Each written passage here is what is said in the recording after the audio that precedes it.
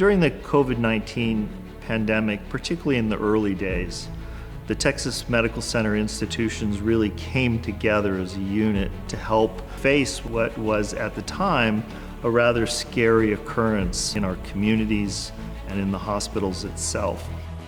All the CEOs, all the leaders of the medical schools all got together every morning at 7 a.m.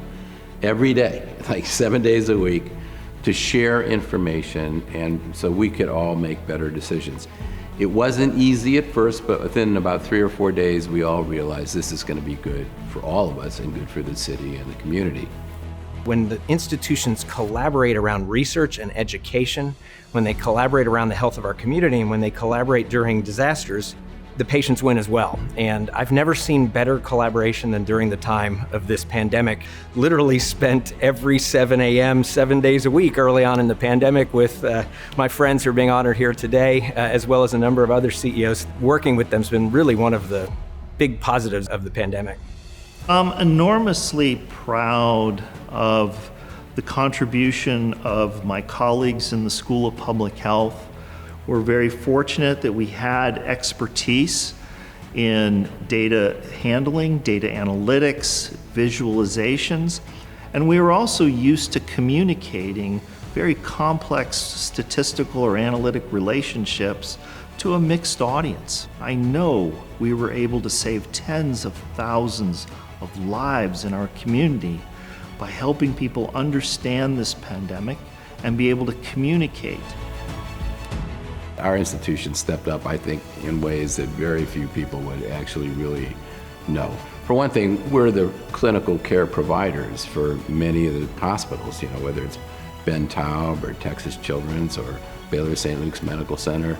We are the doctors on the front lines. Our doctors, along with Texas Children's, have been leaders in all of the trials for vaccination for kids. We are the essential hub, and I couldn't be more proud of our institution because everybody at our institution stepped up. I couldn't be more proud of the amazing people who work at Houston Methodist, always, but especially throughout this pandemic.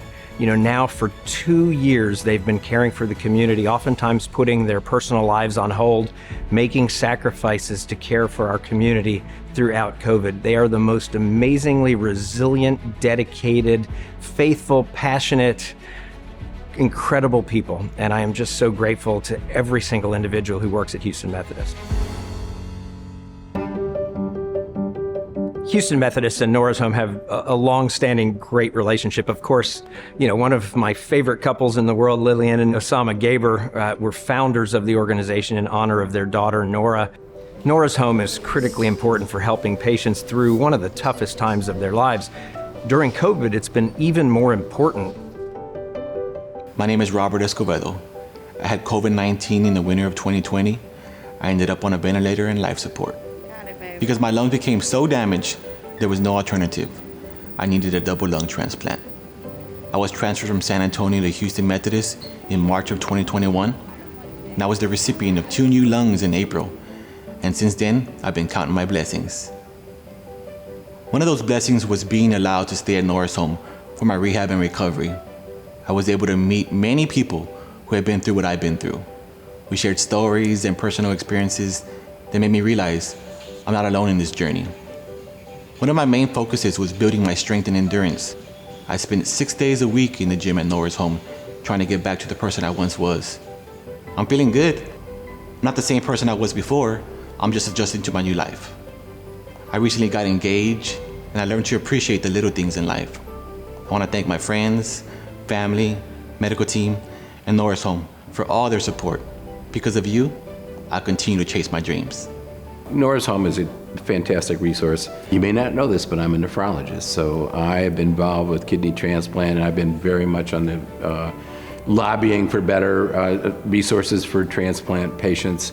Having a place where families can go and be there to support the transplant patient is absolutely critical.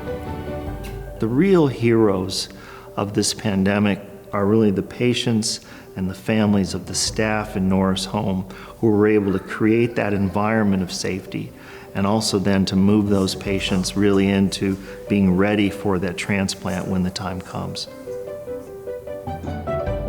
I'm Yvette Lepardo. I'm Robert's sister, and I was his caregiver during his transplant journey. Being able to stay at Nora's home was a godsend.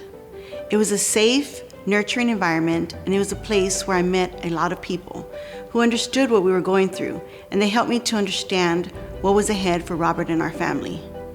We want to thank all of you. I don't know what we would have done without Nora's home. The great thing about this particular pandemic is it showed us some of the weaknesses we had, and I think there's every reason to believe that we can accomplish what needs to be to provide the infrastructure to be prepared for the next one. And my great hope is that the lessons we've learned to meet this challenge, we're going to maintain these relationships to meet the current and future healthcare needs beyond COVID. We all will benefit. I have no doubt we're all going to look back someday when we retire, and this will be probably the time of our careers we remember the most because of the contributions that all of the people we worked with were able to make to our community.